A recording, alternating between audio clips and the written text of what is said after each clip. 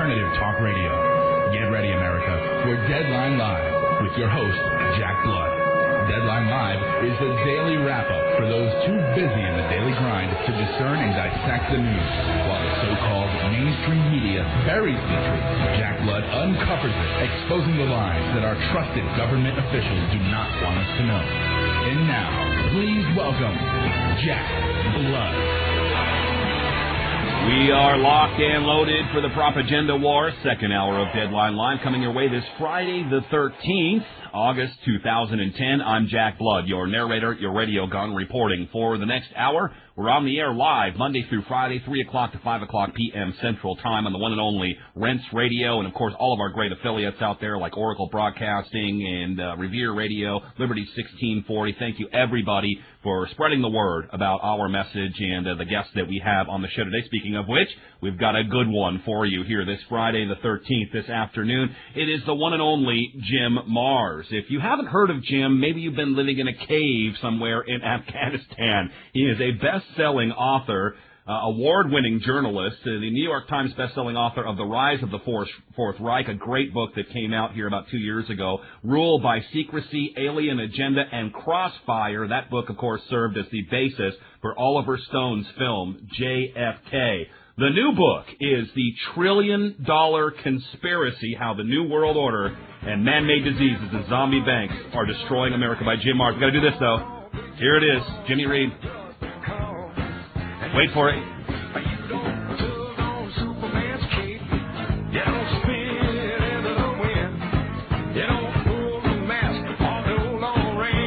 Don't mess around with Jim. No, you don't. Welcome to the show, Jim Marrs. You know I got to do that every time you come on, Jim. How do you like the Jerry Reed version? Thank you, Jack. That's I guess that'll be my theme song. You don't mess around with Jim. You know, another good Jerry Reed song would be a good theme for your book. If your book had a theme song, this great new book that I'm holding in my hand that I'm loving, The $1 Trillion Conspiracy, that Jerry Reed song called She Got the Gold Mine, I Got the Shaft. That could pretty well apply to our current financial situation, couldn't it? No kidding. Well, what a timely book. We're getting book. the shaft, and everybody else around the world's getting our money. Isn't it amazing? It's just even the mainstream is beginning to catch on. Last week we had Bloomberg issued Doomberg, as I call him. Yeah. Yeah. They ran a story said secret banking cabal emerges from AIG shadows, and one of their writers says the idea of secret banking cabals that control the country and global economy are a given amongst conspiracy theorists who stockpile ammo, bottled water, and peanut butter. But after this week's congressional hearing into the bailout of American International Group, you have to wonder if these folks are not so crazy after all. So it's like, wow. And they go on to detail how that this small group of bankers have been looting this country, sending trillions of dollars overseas to foreign banks. And then when Ben Bernanke, the head of the Federal Reserve Board of Governors, goes before Congress and they said, what happened to our money? Who got the money? Which banks to give it to? What they put up as collateral? And what are we getting out of this? He says, oh, well, we're a private organization. That's proprietary information. I can't tell you that. So they loot the Treasury and then tell us that they won't even tell us what they've done with our money. Are you mad yet? Well, Jim, you know the old adage, first they ridicule you, then they fight you, or first they ignore you, then they ridicule you, then they fight you, then you win. The headline on Drudge Report yesterday, going right along with what you're talking about in your book and here on our show, New World Order, they use that term. Bailouts help foreign firms. And what we're talking about here, Jim, and I want people to be very clear about what has just happened. We were loaned money in the forms of ones and zeros. It's not even money. It's fiat currency. That was injected into our system so that we could give it back to the very people that loaned it and pay interest to them to give them all this money, which they spread out throughout their foreign banks, the owners of our Federal Reserve System. So we took ones and zeros, funny money, monopoly money from them. We pay interest, and what do we do with the money? We give it back to them. Right. Pretty good scam. And the clincher, Jack, is, and you know, you agree with me, is you're talking about money. There is no money. They just simply put up some zeros and numbers in their computer, and then say, we loaned you this, and now you got to pay it back plus interest, and we give them real money for something they've created out of wholesale cloth. What do you believe that we're supposed to be paid back this money? I guess some of it came back. I know you mentioned Joan Vion in your book, who we have on the show quite a bit, and she really cuts to the heart of the matter here. But I don't believe it, and I don't know what conditions we're getting money back. I'm not seeing it, and all I'm seeing, in fact, the FDIC basically put out a report yesterday, the American taxpayers will be bailing them out forever. That's right. But when you get down to it, see, banking is a real scam. Here it is, it's most basic. If I ask you, Jack Blood, to give me all your money and I'll keep it safe for you, what would you say? You'd say, get the heck out of here. You'd run me off, right? Who's going to give me all their money? Well, Jim, if it was you, I might do it, but anyone else, no. Well, thank you. But most people, you're going to say, no, you can't have all of my money to keep. But if you put up a glass and steel building and put a big, expensive-looking sign on it that says bank, then you got people who come in and they got the idea that, well, you'll keep my money safe, so yes, I'll give you my money. So to keep it simple, because my math's not all that good. So you come in and you give me $100 to put in the bank. Okay. Do I put that $100 back in a vault somewhere and keep it safe for you? No. I turn around and loan it to Joe at, say, 20% interest. Okay? Times 10. And then you come back in at some point and say, I want my $100 back. And I say, well, certainly. So you get your $100 back. Do you get any interest? No, you just get your $100 back. But what about me? I've got $100, which you gave me, which is an asset, but then it went out the door as a liability to Joe. So that's a liability. So the asset and liability offset each other. So, hey, nothing there except the 20% interest. So I get $20 back, and do you get that for the use of your money? No, I get that for handling the money. And they have the audacity to charge us bank fees on us giving them that money, which, by the way, with the fractional reserve lending system that the Federal Reserve has put together, they can loan out 10 times. Right. But since I have that $100, I can loan out $1,000, okay? Because I've got $100 in case somebody wants their money back that day. And by the way, these bank fees, really. I don't pay bank fees, okay? You know why? Because years ago, when a friend of mine who was the president of the bank wanted me to transfer my account out there, I looked him in the eye and told him, I said, look, I don't mind giving you my money and knowing full well you're going to turn around and loan it at interest, which means you're making money off of my money. I said, now that's bad enough. I said, but that's okay. I'll go along with that because you're keeping my money safe and you're doing a nice accounting job of keeping up with the transaction of my account. I said, but I'll be damned if I'm going to pay you money to make money off my money. And he kind of grinned and wrote out a little note, and I have not paid bank charges. Jim, that reminds Everybody me of would go down and say, hey, don't charge me fees or I'm pulling out my account. And maybe we get somewhere. But you're rich, of course. No, I'm just kidding. I'm not rich. I'm doing all right, but Well, it reminds me of when I gotta people... admit, though, you got a point, though, Jack. You go down and you say, you don't charge me those bank charges or I'm pulling out my $150. They'll say, yeah, fine, take it. They'll tell me to go F off. But it reminds me of people that get the microchip, people that get, and they are doing it, implantable microchips through Verichip, and they actually charge you a fee to monitor you everywhere you go. Oh, my God. So same with your cell phone, but then we've digressed a little bit here. I've heard that part of the solution, I hate that word, let's say it's an answer to the banking system we have now is to have state-run banks.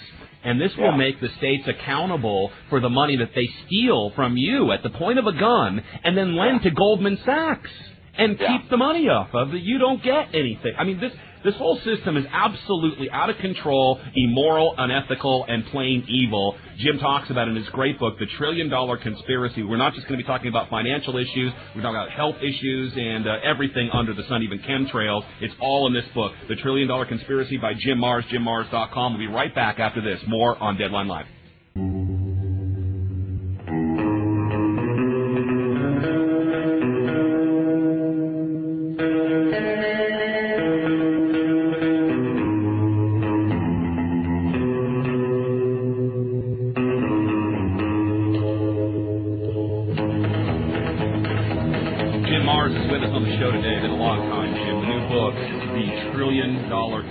How the New World Order, man-made diseases, and zombie banks are destroying zombie America. I added the last part. It's out at HarperCollins right now, or you can get it at jimmarrs.com. Mars is spelled, if you didn't know, M-A-R-R-S, M-A-R-R-S, like Tex Mars, and they're not related. Jim, a couple of things here before we get started again. Rolf over on my chat room at deadlinelive.info said exactly what I was going to say, but I'm trying to choose as few words as possible. Hard for me to do. That the fractional reserve ratio was increased by more than 10-1, which we saw, and they used the toxic derivative thing to make that happen. So actually 10-1, as startling as that is, when they take your 100, they can loan out 1,000 and charge interest on it. It's actually more like 20-1 now, Jim. Right. And they've also just passed some new regulations exempting them from freedom of information. You can't ask them what's really going on.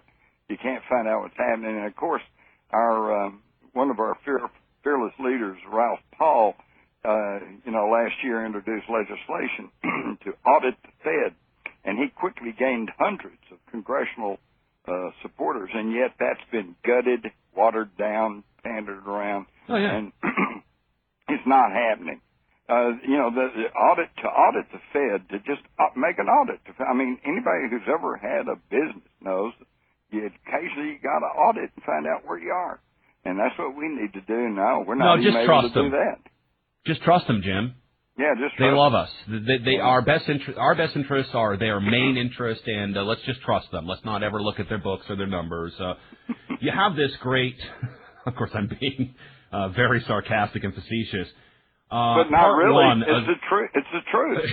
That's what they want. They won't let you know what they're doing, but they won't. And they've even gone so far as to threaten us when we started, getting close. When Ron Paul had all those sponsors to his Audit the Fed bill, which was watered down by Barney Frank and others.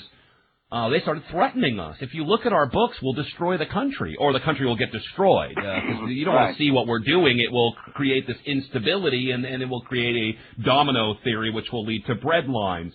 This you'll is lose a great your job. Right, but it's a threat, as always. The other thing is that, and I want to read this quote attributed to Abraham Lincoln from your book, so I want my listeners to hear it real quick, Jim Marrs. The other thing is the financial regulatory bill, and when we're thinking about reform, it's always perestroika, come home to roost here in our country, does nothing to address toxic derivatives, which they're trading now in carbon credits and everything else. So that is a toothless bill, which was a giant Christmas present to Wall Street. Thank you very much, cousin Barry Obama. Well, that comes back actually to the crux of the problem. In my book, The $1 Trillion Conspiracy for Change, I do outline all the problems through about three-quarters of the book, and then towards the last, I actually offer, here's what some people have said that we could be doing to rectify the situation. Here's things that should be done. But most of the ideas, such as audit the Fed or do away with the Federal Reserve, term limits for congressmen, get them off of that federal employee retirement package and get them on Social Security, watch how fast they clean it up. All of this is dependent upon legislation coming out of the Congress. And it should be painfully clear by now that they're unable or unwilling to do any of that. So we have one golden opportunity coming up here in November. We've got an off-presidential year election. There's a lot of congressmen and senators up for re-election. And simply vote them all out. Every single one of them. Boom, gone, out. Go get a real job. Now, there'll be those who say, yeah, but wait a minute. You're right. We need to throw those bums in Congress out. But wait a minute, not our guy, because he's a crook, but he's our crook. And we got a new fire engine, and, You know, we got some good money coming in here, and they tend to forget it's their money that's being dribbled back to them. But the thing is, we've got to look above that. We've got to start thinking about the good of the country as a whole, and the thing to do is to fire everybody in Congress, send them an indelible message that we're mad as hell and we're not going to take this anymore, and maybe, just maybe, they'll start paying attention to their constituents rather than the well-heeled lobbyists that hover around them like flies over a pile, you know. Jim, I have a feeling that the Tea Parties are bringing a little bit of change, but when people see that they were just promised a lot of things to be a member of the Tea Party and to get the votes and that they're not actually going to do anything about it once they get selected, and not elected, by the way, in November, that the heat is really going to get turned up. And this is why, you know, certain pollsters like Pat Cattle and others, I call him Cattle, it's Cadell, they're saying that we're ripe for a revolution here. But how have revolutions ended up in other countries? They've ended up in communism or socialism. And this is something I want to get to you, because we're almost out of time in this segment. We've got 2 longer segments, Jim, with you.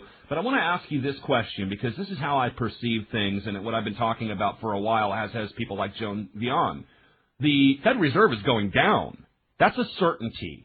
It's going to turn into global banking and global currency. They've already got the vacuum filled, yet we haven't even realized that we won this first part of the battle, which is that they're going down, as is the Internal Revenue Service, which is going to be replaced by a fair tax, which, much like Obama's health care bill, Jim, will keep track of everything you buy and sell. They busted a little 8-year-old girl having a lemonade stand recently, and if you think that's bad then that the FDA wants to regulate her, wait till they want you to report her income from having that lemonade stand because of the fair tax. So where I'm going with this is we have to be ready, Jim, to fill this vacuum. These things are going down. They've already got the vacuum filled in their head. They've already planned ahead for that. Right. But what are we doing? We're still stuck in the Fed. We need to get with the program here or get away from it. A Trillion Dollar Conspiracy, great book by Jim Marrs. We'll come back, have a couple of longer segments with Jim right after this. Stay tuned, Deadline Live, Rents Radio.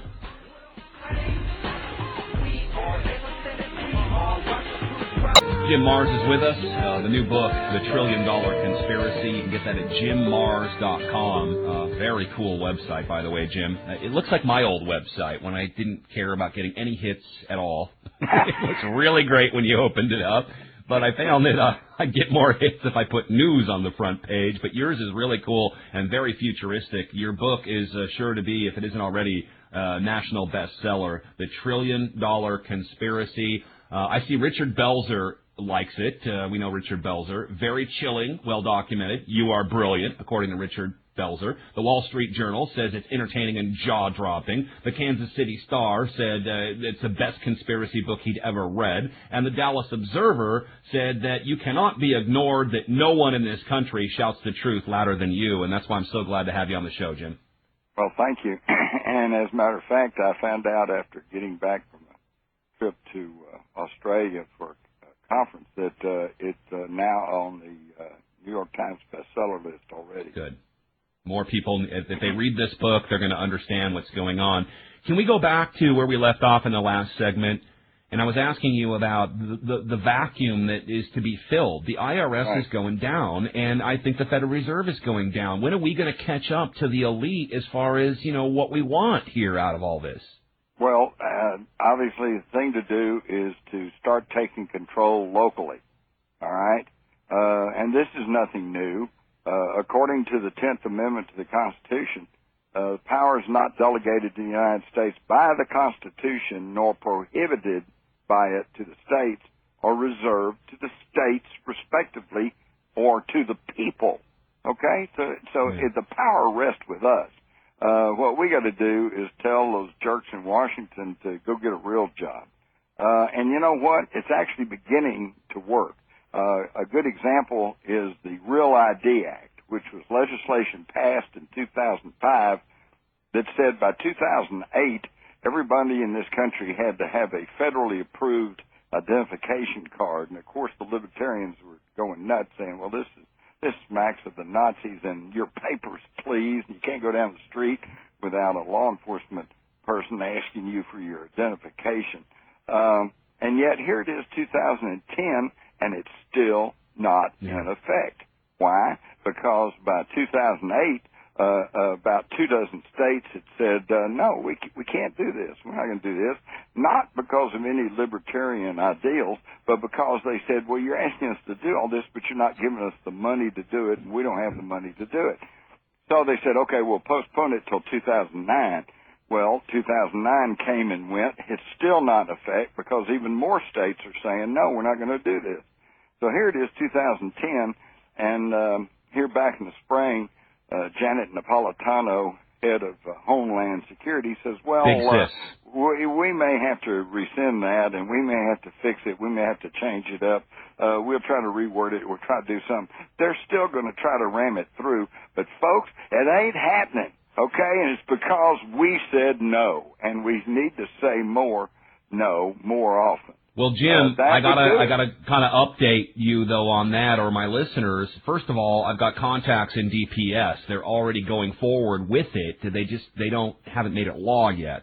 Secondly, when you're talking about state rights, and then we look what Arizona is doing with their immigration legislation, which may or may not be constitutional. I think that's something to certainly look at. We see this whole massive immigration debate leading us right to the very place you were just talking about. They want our papers. Well, and let me tell you something about the Arizona thing. The federal government has already filed suit against the state of Arizona saying this is a federal matter. You can't pass laws like that. In other words, you can't take matters into your own hand. But again, they are flaunting the Constitution of the United States. Because I'm not reading from some press release. I'm reading from the Constitution of the United States. And under Article 1, Section 10, after saying that no state without the consent of Congress can lay duty on tonnage or keep troops or ships of war, it says that no state can engage in war unless actually invaded or in such imminent danger as will not admit of delay. Well, when armed thugs come across the border, kill people, kidnap people, and set up roadblocks, and whole sections of a state are now declared by the federal authorities off limits because they're dangerous, to me that sounds like an armed invasion, and I think people of Arizona have a right to defend themselves. Right, and we live in Texas where it's really, really bad, and I do a lot of exclusive reporting here with some of our investigative reporters on this very issue, but also, in contrast, don't we have a right to travel and to be secure in our papers? See, because that's part of this. Absolutely, and so basically what the federal government is saying to Arizona is you can't enforce the law. And I've always been taught that, hey, the law's the law, and if it's a bad law, then you need to change the law. But, just selective non-enforcement leads to total anarchy. I mean, and of course, this gets back to a lot of issues. This gets back to the Obama birth certificate issue. That's not really about Obama. It's not about his race. It's not about his religion. It's about a very simple question. Are we a nation of law, or are we a lawless nation? Well, if he's unconstitutionally qualified to hold office, but he's doing it anyway, and he refuses to show his true long-term birth certificate, and his school records could show he was in the third grade twice in two different countries, by the way, which is the story. And he traveled to Pakistan when Americans on American passport could not travel there. Obviously, there's a problem there, and yet nothing's being done. The Supreme Court on more than two occasions has said we're just not even going to address that. We're not going to look at it. They didn't rule on it, didn't make any decisions, just said we're not even going to consider that. Well, folks, that is a lawless nation. And the problem there is if these people at the top can get away with breaking the law, violating the Constitution of the United States, then what's to stop some thug from hijacking the 7-Eleven store? Hey, we just interpret the law the way we want to. Yeah, but it's a sticky wicket because the reason I brought it up and kind of riffed off of what you were saying there, Jim, is because we are being kind of herded into this, well, we've all got to have a national ID card in order to tell. We've got to have E-Verify, no work lists. I mean, you see where they're going with this, And it's not about freedom. And if it's not about freedom, then it's not the right thing. Freedom is the answer. What's the question? We often say that here on this program. So, of course, they're not going to do what needs to be done in order to solve the problem. They're going to put the rest of us in the same situation that the invaders, if you want to call them that, are in. And another issue, I just heard about this on the news today. They were talking about, using internment camps to put these deportees in. And, of course, magically, last year or 2 years ago now, Halliburton was commissioned by Homeland Security and Big Sis to create these internment camps, which I think if I don't want ID, if I don't want to play along with this system and the establishment,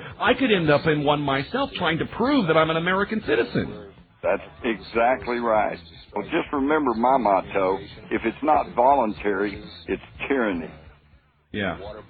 Well, thank you very much. And Missouri just exhibited their 10th Amendment right and said the very same thing about the health care. We've got to take a break here. We're with Jim Marrs. One final segment. There's so much to cover. I see a part 2 coming for this book. The $1 Trillion Conspiracy, JimMarrs.com. We'll be right back here on Deadline Live.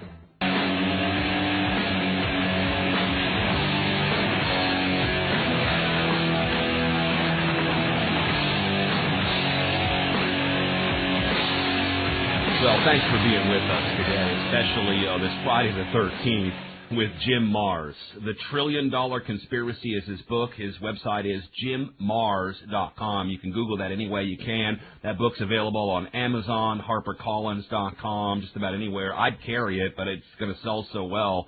I'm going to let it go out on its own. Just everybody get one. In fact, you can get 2 and give one to, your dad or your coworker or somebody that doesn't believe, I guess, what you've been talking about. Let's face it, we can't say it as good as Jim Marrs, who has the job I want in the future, writing books.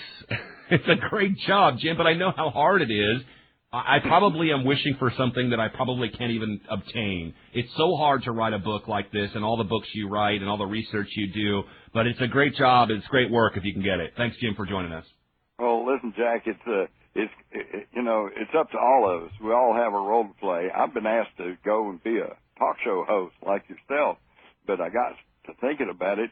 I can either write books or I can be a radio host. I couldn't see how I could do both. I don't think I can do both. Me neither. That's why I want your job, Jim, and you can have mine. Yeah, but I don't think America would like that at a certain time. Every day. Here's a quote you have in part 1 of your book attributed to Abraham Lincoln. I've never heard this before. He said, quote, "I see in the near future a crisis approaching that unnerves me and causes me to tremble for the safety of my country. As a result of the war, corporations have been enthroned, and an era of corruption in high places will follow, and the money power of the country will endeavor to prolong its reign by working upon the prejudices of the people until all the wealth is aggregated into a few hands and the republic is destroyed." First of all, I'm not sure I've heard that, and that is, he said some things that, like Obama says, that sound good sometimes, but he didn't really mean it. I heard a great story about Lincoln once. I'm not sure if you ever heard that. It was when he was in the legislature, and he was in Illinois, and there was a vote to whether to vote on the central bank, and rather than vote, he jumped out a window. Now, I don't know if that was political pressure, and he was caught between a rock and a hard place, and maybe that's the story, or if there's something else. Something happened to Lincoln, as we know, and one of the things, and I believe what he was talking about was the ratified or re-ratified 13th Amendment, corporate personhood, which was really a result of the Civil War, maybe even the whole reason for the Civil War, which I believe was a response to Andrew Jackson and successors eliminating the central banks. Jim, any comment on that? Yeah, I think you're right, and I think the proof is in the pudding. Lincoln, like any other politician, you have to be careful about what they say because they can say anything. You have to watch what they do.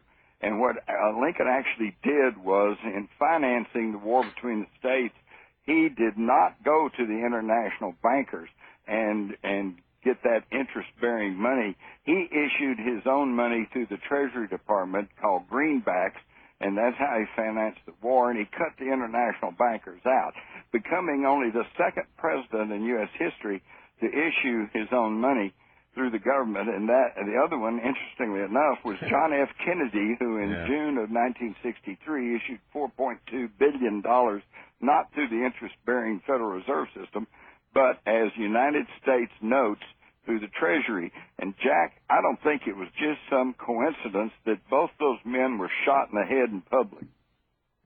Well, you've read the coincidences between Lincoln and Kennedy, right?